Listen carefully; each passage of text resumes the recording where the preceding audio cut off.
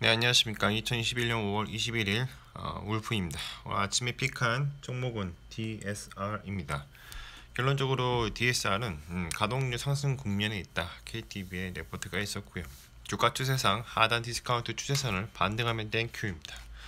과거에 DSR 같은 경우에는 문재인 테마주로 엮여 있었던 적이 있었어요.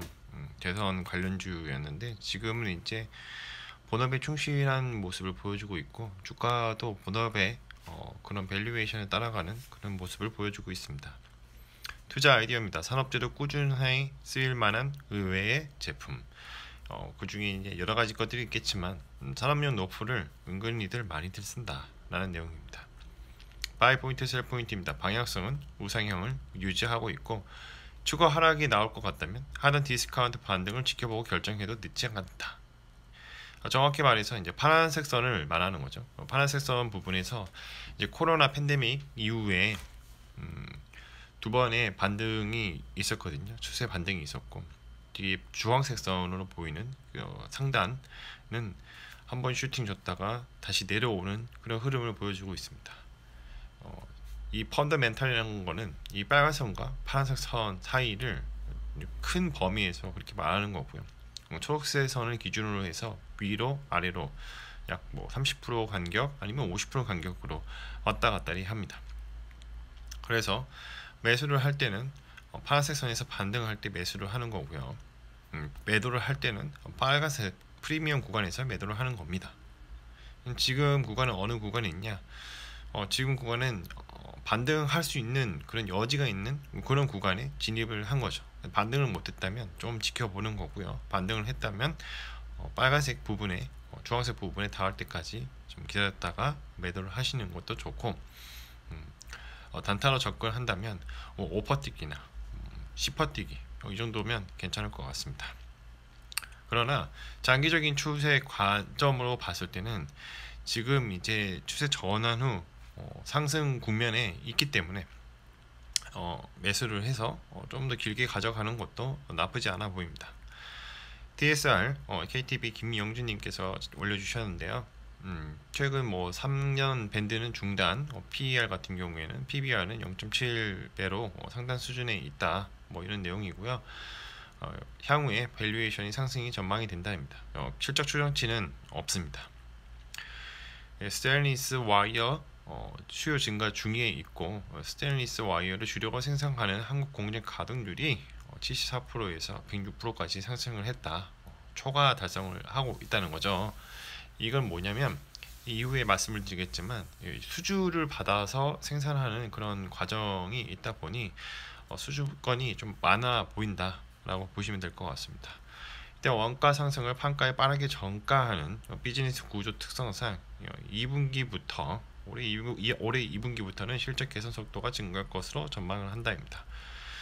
자, 뭐하는 회사인가? 파이버, 루프, 그리고 와이어 루프, 그리고 와이어, 뭐 슬링, 뭐 웨빙, 체인 이런 것들 만듭니다. 어디에 쓰이냐면 뭐 크레인도 쓰고요.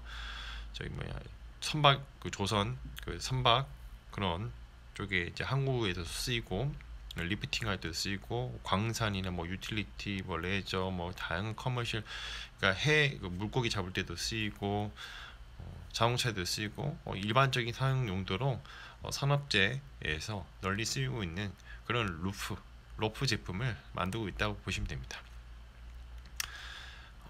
반복해서 말씀드리지만 조선, 선박, 중공업, 해양수산, 건설, 기계에 들어가는 산업재 소모품, 와이어를 만드는 거고요.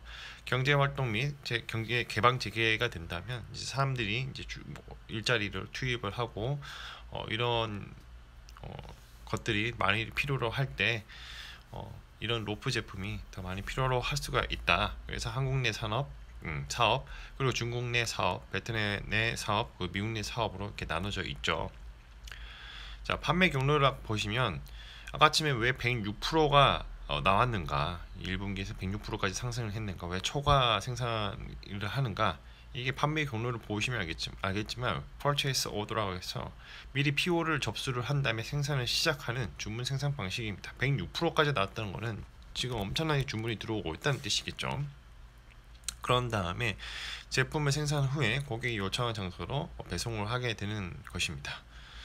자, 그래서 이제 판매 법인이 인터내셔널 코퍼레이션, 유럽 사무소, 일본 사무소, 여러 지역에 위치해 있는 거죠. 이제 지금 수주 사항은 동일합니다. 판매 경로에 설명되어 있다시피 주문 생산을 기반으로 하기 때문에 수주량과 매출의 차이는 생산 소요 시간 정도만 차이가 존재하지 거의 동일하다. 수주가 발생, PO가 나온 만큼 생산이 나가는 것입니다. 근데 이제 시장에 어떤 리스크가 있는가, 수출입 활동이 빈번하게 발생하기 때문에 환에 노출이 되어 있다는 거죠. 그래서 US 달러, 유로화, 그리고 이제 엔화에 노출이 되어 있고, 중요한 거는 그 다음 문구입니다. 제조 원가에서 원재료가 차지하는 비중이 크기 때문에 합섬 제품 경우에는 국제 유가에 많은 영향을 받으며 스테인리스 제품 같은 경우는 니켈의 국제가에 연동되는 경향이 있어 국제 원재재 가격이 급변할 경우 회사의 수익성에 영향을 줄 수 있다고 합니다. 그러니까 그래도 원재재 가격이 오르면 이제 판가로 전가를 시킬 수 있는 그런 산업이기 때문에 원재재 가격이 오른다고 해도 제품 가격을 올려서 판매를 하면 그거를 충분히 상충하지 않을까, 그런 생각을 해봅니다. 서버 스토리입니다. 인플레이션 물러가고 성장주 상승 외. JD 조던님께서 관련된 내용을 올려주셨는데요. 인플레이션은 물러가고 성장성 상승한다는 내용을 좀 요약을 해보자면, 전일 나스닥이 좋은 거는 빅테크가 크게 올랐기 때문이다. 근데 왜 올랐을까? 인플레이션이 물러가고 성장주 위주로의 상승을 보여줬는데, 이게 오히려 테이퍼링 반응으로 인플레이션 이슈를 잠재웠기 때문이죠. 자, 그러면 연준은 어떻게 이제 이야기를 했는가? 시장에 은행 규제를 통해서 자산 가격 안정화시키려는 연준 의원의 반응으로 은행 주가가 좀 빠진 것이죠. 이렇게 은행 규제를 한다는 것은 바로 대출을 회수를 통해서 빚낸 투자 자산이 가격을 빼는 건데, 이뿐만 아니라 테이퍼링은 원자재에도 영향을 미쳤다는 것입니다. 전일 구리, 철광석, 목재, 곡물 등 이런 선물 가격들이 줄줄이 하락을 했고요. 이에 관련된 관련 종목도, 주식도 역시 영향을 받았습니다. 자, 그러면 이렇게 인플레이션 이슈가 잠잠해지면 어떤 것들이 수혜를 받을까? 성장성 있는 자산으로 결국은 돈이 몰리게 되어 있고요. 이제 친환경 테마주 또 이제 바닥을 찍고 올라가는 모습을 보여주고 있다는 겁니다. 그리고 이제 덤으로 약간 인문학적인 내용도 말씀을 해주셨는데, 테슬라의 일론 머스크는 심한 관종입니다. 그래서 이런 사람들은 관심과 인정을 받지 못하면 불행한 사람이기 때문에 관종기가 여지없이 보여주고 있는 것이죠. 워크프리 내용을 좀 더 요약해서 갖고 왔습니다. 반대 매매 하루에 300억 이상, B2 기미들 경고음이 커졌고요. 바이든 중국 보란 듯이 GM, LG 화학, 포드, SK 이노베이션, K 배터리 동맹을 맺었다는 내용. JP 모건은 3,500 간다.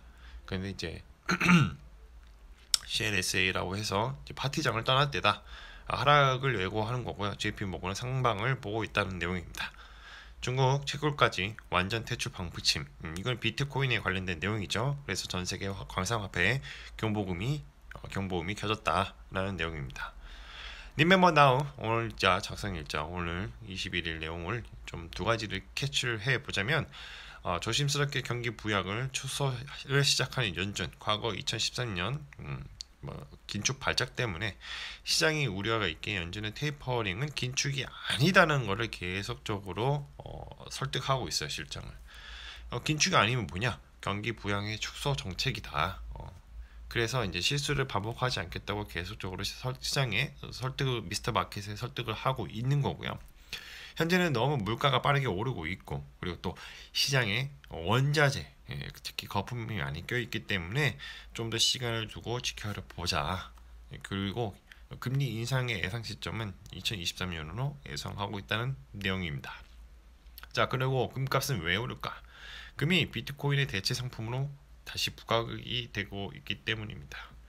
또 이제 지난 시간 동안 지지부진하는 것도 사실이고요. 떨어진 만큼 떨어져서 지금 다시 오르고 반등을 하고 있다는 뜻이죠.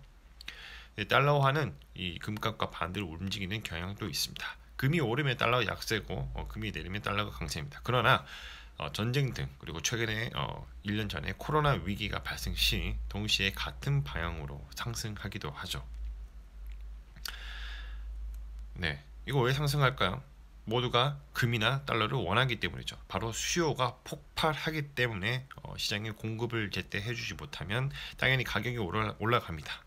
자, 그래서 마무리를 하자면 가격은 어떻게 결정되는 것일까요? 수요와 공급의 법칙을 따릅니다. 이 주가나 어떤 자산 가치가 펀더멘탈에 따라서 움직이고 있는데 어떤 이슈가 발생한 거죠. 이벤트가 발생한 겁니다. 그럴 경우에는 여기선 주가를 예를 들지만 주가뿐만 아니라 어떤 자산 가격은 계단식으로 상승하게 되고 이때 수요에 따라서 가속화가 발생하게 됩니다. 리얼 옵션이 발생하게 된 것이죠. 이때 시간이 지나서 리얼 옵션 가치가 최대치일 때 가격이 바뀌었으므로 사람들의 생각이 바뀌게 되는 것입니다. 누군가는 매도할 것이고 누군가는 매수할 것입니다. 그러다가 시간이 지나면 이 자산 가격 혹은 주가의 흐름은 원래의 펀더멘탈로 수렴하게 됩니다. 이를 리얼 옵션 만기라고 합니다. 전제 조건입니다. 모든 가격은 시간에 종속되어 있습니다. 그리고 이 세상에는 영원한 것은 없습니다. 역사는 반복됩니다. 자, 오늘은 DSR에 대해서 말씀을 드려봤고요. 다시 리마인드 하자면 가동률 상승 국면에 있다는 KTB 리포트가 있었고 투자 아이디어로는 산업재로 꾸준히 쓰일만한 의외의 제품으로 로프, 산업용 로프가 있다. 주가 추세상 DSR 같은 경우에는 하단 디스카운트 추세선에서 반등하면 매수할 만한 땡큐다 라고 말씀을 드리고 싶습니다. 컨텐츠가 좋았다면 구독과 좋아요 알람 설정 부탁드립니다. 오늘도 감사드립니다.